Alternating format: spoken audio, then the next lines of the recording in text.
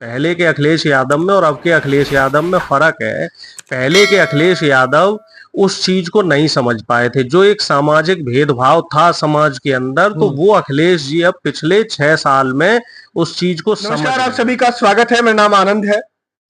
UP में लोकसभा चुनाव होने के बाद जो सांसद पहले विधायक थे, अब सांसद बन चुके हैं। ऐसी 9 सीटों पर उपचुनाव होने वाला है। उसके पहले तैयारियां हर एक पार्टी कर रही है। कांग्रेस और समाजवादी पार्टी अलायंस के तहत, इंडिया अलायंस के तहत सीटों का बंटवारा कर सकती हैं, चुनाव लड़ सकती हैं। मेरे साथ उस मुद्दे पर बातचीत करने के लिए कांग्रेस पार्टी के ओबीसी के राष्ट्रीय प्रवक्ता अरुणेश यादव जी मौजूद है। डॉक्टर अरुणेश यादव जी, बातचीत करेंगे, समझेंगे कि इस बार उपचुनाव में सपा और कांग्रेस मिलकर बीजेपी का खेल कितना बिगाड़ेंगे और क्या ये जो दोस्ती है, अलायंस है, 27 तक जाएगा और बीजेपी को कितना परेशान कर सकते हैं लोग। स्वागत है आपका। जी बहुत बहुत धन्यवाद। सबसे पहले मैं बात करूं अगर अलायंस पे, तो ये अलायंस जो है नेचुरल अलायंस है।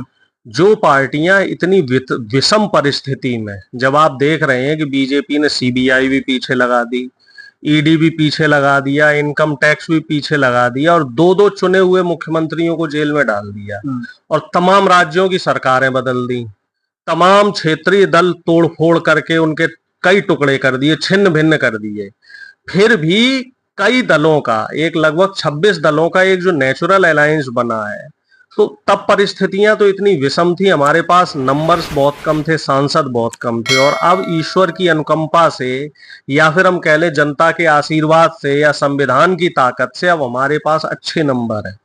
अब हम लोग 240 के लगभग हमारे पास लोग हैं। तो अब तो हमें ऐसा लग रहा है कि जो ये गठबंधन है वो 2027 ही नहीं 2029 तक चलेगा।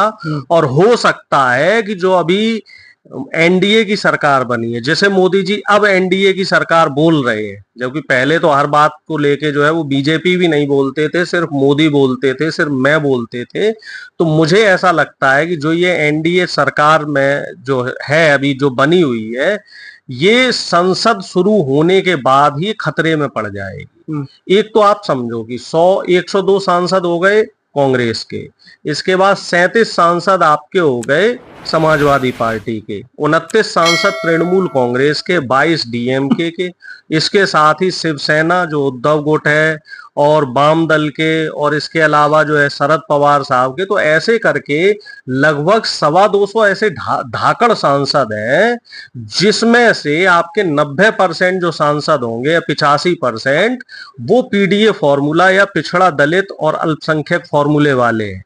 और जब वो संविधान की बात करेंगे, जब वो जातिगत जनगणना की बात करेंगे, जब वो सरकार से सवाल करेंगे कि मोदी जी आपने पिछले 10 साल सरकारी नौकरी क्यों नहीं दी, अकेले रेलवे में 3 लाख पद खाली क्यों है, अग्निवीर योजना अभी तक रद्द क्यों नहीं हो रही है, तो निश्चित तौर पे सरकार को जवाब देना पड़ेगा। और जवाब में देगी क्या सरकार, क्योंकि 10 साल तो इन्होंने कुछ किया नहीं।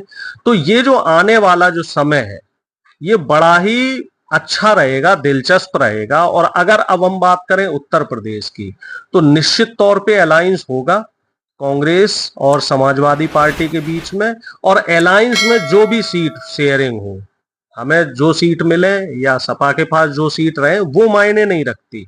मायने ये रखता है कि 9 की 9 सीटें पे जो उपचुनाव हो रहा है, इसमें इंडिया गठबंधन चुनाव जीते, ऐसे प्रत्याशियों को टिकट दिया जाएगा जो चुनाव जीते, क्योंकि अब जनता का समर्थन हमारे पास है। मोदी जी के जो झूठ का पिटारा है वो बिल्कुल टूट चुका है, खुल चुका है पिटारा। अब आप देख लो नीट के एग्जाम में ही पूरी दुनिया जान गई है कि ये बहुत बड़ा स्कैम था, पेपर लीक हुआ। जो वहां पे अभ्यर्थी पकड़े गए हैं वो खुद कबूल रहे हैं कि हमें एक दिन पहले जो है पेपर मिल गया, लेकिन धर्मेंद्र प्रधान जी अभी भी आंख बंद किए हुए हैं। और मोदी जी क्या तो खैर अता पता नहीं है, कहीं है वो तो लापता हो रखे हैं, वो तो उनका तो पता ही नहीं इटली है कहाँ नहीं है। वो तो जब जिम्मेदारी आती है मोदी जी फरार हो जाते हैं। मैं लौटता हूँ चुनाव को। अरुणेश जी, कैसे देखते हैं आप कि अखिलेश जी को लेकर के तमाम जो बातें होती थी कि वो 17 का चुनाव हार गए, 14 का हार गए, 19 का हार गए, 22 का हार गए, इस बार क्या लगता है कि पीडीएफ फार्मूला और अखिलेश कितने बड़े नेता बने हैं? राहुल गांधी की भी बड़ी भूमिका है यूपी में। अखिलेश यूपी बड़ा था, जिम्मेदारी बड़ी थी, सीटें बड़ी थी, कितनी बड़ी भूमिका निभाई उन्होंने, कितने बड़े नेता बन के आए राष्ट्रीय लेवल पर? देखो साहब, इस बात में कोई शक नहीं है कि 2014 का चुनाव अखिलेश जी के अगुवाई में लड़ा गया उत्तर प्रदेश में, 17 का, 19 का और 22 का। तो 4 चुनाव वो हार चुके थे, और हार तो हार है, चाहे कम वोटों से हो, ज्यादा वोटों से हो, चाहे कम सीटें मिले, ज्यादा सीटें मिले। तो ये चुनाव उनके कैरियर के लिए भी बड़ा इम्पोर्टेंट था, क्योंकि लगातार डाउनफॉल आ रहे थे। उनके जो भी निर्णय थे वो निर्णय गलत सिद्ध हो रहे थे, चाहे वो बसपा से गठबंधन हो, चाहे 17 में हमारे साथ अलायंस हो। ये दोनों बहुत बड़े जो है ड्रॉबैक्स रहे। और 22 में सीटों के बंटवारे को लेके जो है, जो सीट्स उन्हें दी गई कैंडिडेट्स को, तो उस पे सवाल उठे कि साहब अखिलेश जी ने सीट ठीक नहीं दी। लेकिन इस बार मैं ये मानता हूँ, ये कहावत है ना साहब कि अंत भला तो सब भला। इस बार सब अच्छा हो गया, तो पुरानी खामियां जो है वो सब ढक गई, उस पे पर्दा पड़ गया। और दूसरी चीज ये है कि इंसान अपनी गलतियों से सीखता है, तो अखिलेश जी ने भी अपने पुराने अनुभव से सीखा है, और निश्चित तौर पे अब फर्क है पहले के अखिलेश यादव में और अब के अखिलेश यादव में फर्क है।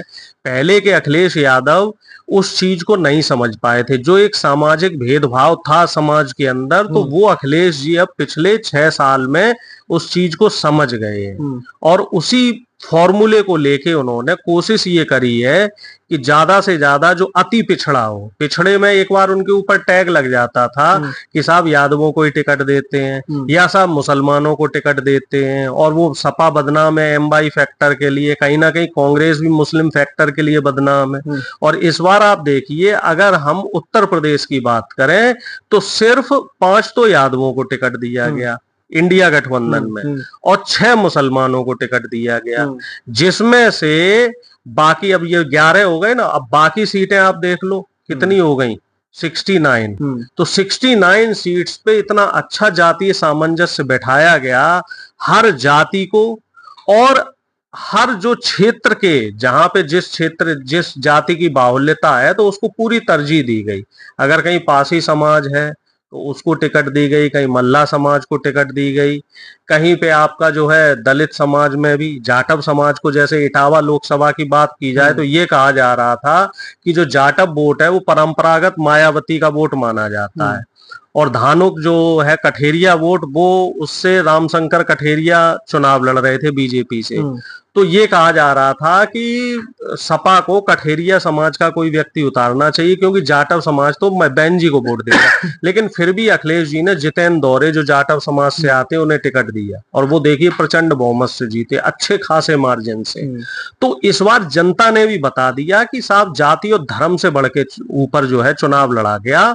और जो अहम मुद्दा रहा वो निश्चित तौर पे जो राहुल गांधी जी ने भारत जोड़ो न्याय यात्रा में शुरू किया था ना, जो एक कि संविधान बचाने के वाला मैं वही लौट रहा था कि इस चुनाव में संविधान की कितनी बड़ी भूमिका रही। देखो, सबसे बड़ी भूमिका यही रही, जो हम कहे मिला जुला के सारी बातों को एक शब्द में कहा जाए कि इस चुनाव का एक्स फैक्टर संविधान रहा। बाकी चीजें तो प्लस माइनस सब अपनी जगह थी, वही मोदी थे, वही राहुल गांधी, वही अखिलेश यादव, वही महंगाई, बेरोजगारी, भ्रष्टाचार, किसानों की समस्या, सारी समस्याएं जस की तस थी। सिर्फ एक मुद्दा जो था, जो क्लिक किया, जिसकी वजह से मोदी जी को औंधे मुंह गिरना पड़ा, वो था उनका बड़बोलापन। उनके नेताओं ने जगह जगह जाके जो भाषण दिए कि साहब 400 सीटें ला दो, हमें संविधान बदलना है, हमें संविधान बदलना है। जैसे अयोध्या के लल्लू सिंह का बयान आता है कि 400, सभी का आया, लल्लू सिंह का आया, अनुराग ठाकुर का आया, यहाँ पे राजस्थान में 3-4 जो सांसद हैं उन्होंने बड़बोलेपन में बयान दिया। कई जगह ठाकुर समाज की जो है बेइज्जती करी गई। तो ऐसे कई चीजें रही जो साफ, जो पिछड़ा जो समाज था, जो दलित था, उसको ये लगा कि अगर वाकई इनकी 400 आ गई, भाई 400 की जरूरत क्या थी, आप 300 की बात करते तो जनता आपसे सवाल नहीं करती। 400 ये इसलिए मांग रहे थे सिर्फ और सिर्फ क्योंकि इनका 2/3 बहुमत हो जाता लोकसभा में, और वो नंबर चाहिए थे इनको जिससे कि वो बड़े बड़े परिवर्तन करते। और जनता ने उनको भैया औंधे मुंह गिरा दिया, क्योंकि जनता जनार्दन है, प्यार से मांगोगे तो आपको वोट देगी, सब कुछ देगी। अब आपने सरकार नहीं बनी, अहंकार से मांगा तो कहाँ सरकार नहीं बनी, सरकार नहीं, ऐसी सरकार हमें नहीं चाहिए थी। हम ये चाह रहे हैं कि हम जनता के मुद्दे उठाएं, और वो सही समय ये है क्योंकि अभी हमें मोदी जी का अहंकार भी तोड़ना है। आदमी को मारने से ज्यादा जरूरी होता है उसके अहंकार को तोड़ना, उसके अहम को तोड़ना, उसकी गलतियों को जनता के सामने उजागर करना। अब ये माइनॉरिटी की सरकार चलाएंगे, अल्पमत की सरकार चलाएंगे, और संसद में जब हम इनसे सवाल करेंगे तो इन्हें उन सवालों के जवाब देने पड़ेंगे, और जब ये जवाब देंगे तो इनकी परत दर परत कलई खुल जाएगी। अभी नीट की मामला आपने देखा, मणिपुर का मामला है, अग्निवीर का मामला है, इसके अलावा रेलवे की जो सुरक्षाएं, आए दिन जो रेलवे की घटनाएं हो रही हैं उस पे कहानी सुनाते मिल रहे हैं ना, जो अश्विनी वैष्णव जी और ये रील वाले जो नेता हैं, चाहे वो हमारे रेल मंत्री हो या प्रधानमंत्री हो, सेल्फी और रेल वाले नेताओं की ये नेता ही सब निकाली जाएगी। संसद एक बार शुरू होने दीजिए, करारे जवाब, सवाल जवाब होंगे और तीखे तीखे सवाल होंगे। जब यूपी से पहुंचेंगे इतने सारे सांसद, मान लीजिए 37 समाजवादी पार्टी के, 6 कांग्रेस के पहुंचेंगे, 43-44 सांसद तो आपके यूपी से ही, चंद्रशेखर रावण भी आएंगे। हाँ बिल्कुल, 44 सांसद यूपी के हो गए, बहुत बड़ा नंबर है। और मैं मानता हूँ कि लगभग 250 की जो संख्या है वो सवाल करेगी इनसे, इनसे भागते नहीं। मुझे तो ऐसा लग रहा है मोदी जी कम से कम संसद अटेंड करेंगे। तो वैसे भी नहीं आते, वैसे भी कम आते थे, इस बार और कम हो जाएंगे। संसद शुरू होते ही इनकी हो सकता है 2-4 जगह विदेश यात्राएं शुरू हो जाए।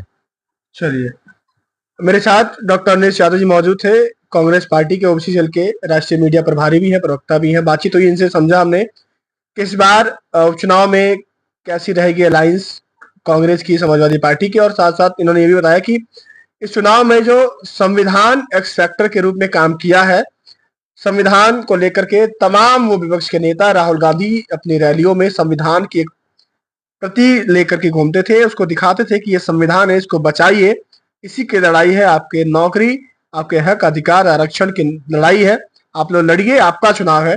जनता भी वैसी लड़ी, कुछ सीटें कम रह गई।